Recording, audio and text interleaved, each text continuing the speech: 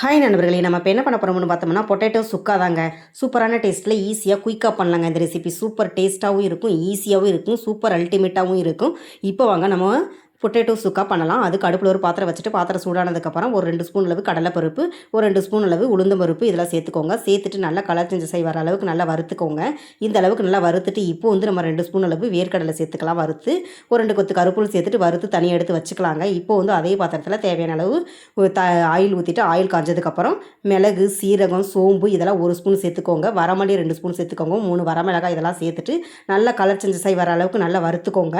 நல்லா வறுத்துட்டு இப்போ வந்து அடுப்பு லோ ஃப்ளேமில் வச்சுட்டு தேவையான அளவு தேங்காய் துருவல் கொஞ்சமாக சேர்த்துட்டு நல்லா கலந்து விட்டு நல்லா மிக்ஸ் பண்ணி விட்டு நல்லா வறுத்துக்கோங்க. நல்லா வறுத்துட்டு இப்போ வந்து இதை தனியாக எடுத்து வச்சுக்கோங்க.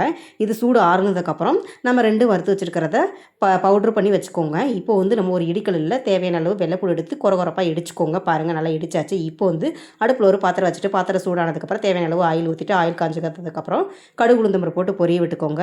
இப்போ வந்து தேவையான அளவு உருளைக்கிழங்கு எடுத்து நம்ம ஸ்லைஸாக கட் பண்ணி வச்சுருக்கிறோம். அதை சேர்த்துட்டு தேவையான அளவு உப்பு சேர்த்துக்கோங்க. உப்பு, கருவேப்பிலை இதெல்லாம் சேர்த்துட்டு நல்லா மிக்ஸ் பண்ணி விட்டு நல்லா வணக்கி விட்டுக்கோங்க. தண்ணி சேர்க்காமல் நல்லா மூடி போட்டு இடையில எடுத்து நல்லா மிக்ஸ் பண்ணி விட்டு நல்லா கலந்து விட்டுக்கோங்க. நம்ம கொஞ்சமாக மஞ்சத்தூள் சேர்த்து நல்லா மிக்ஸ் பண்ணி விட்டு நல்லா வணக்கி விட்டுட்டோம். இப்போ வந்து முக்கால்வாசி வெந்துருச்சு. இப்போ வந்து நம்ம ரெண்டையுமே சேர்த்து பவுட்ரு பண்ணி வச்சுருக்கிறோம். நல்லா கொரகொரப்பாக அரைச்சி வச்சுருக்கிறோம். அதை சேர்த்து நல்லா தேவையான அளவு சேர்த்துட்டு நல்லா மிக்ஸ் பண்ணி விட்டு நல்லா வணக்கி விட்டுக்கோங்க. நல்லா வணக்கி விட்டுட்டு இப்போ வந்து எக்ஸ்ட்ராவாக வந்து நம்ம கொஞ்சமாக ஒரு ஸ்பூன் அளவு மிளகாத்தூள் சேர்த்துக்கிறோம். சேர்த்துட்டு நல்லா மிக்ஸ் பண்ணி விட்டு நல்லா கலந்து விட்டுக்கோங்க. நல்லா கலந்து விட்டுட்டிங்கன்னா அவ்வளோதாங்க, பொட்டேட்டோ சுக்கா ரெடிங்க. சூப்பரான டேஸ்ட்டில் ஈஸியாக குயிக்காக பண்ணியாச்சு. சூப்பர் டேஸ்ட்டாக இருக்கும். இதை வந்து நம்ம ரசம் சாதம், சாம்பார் சாதம் எதில் வேணாலும் காம்பினேஷனாக வச்சு சாப்பிடலாம். இப்போ வந்து கொஞ்சமாக வந்து மல்லித்தலையை தூவி விட்டுக்கோங்க.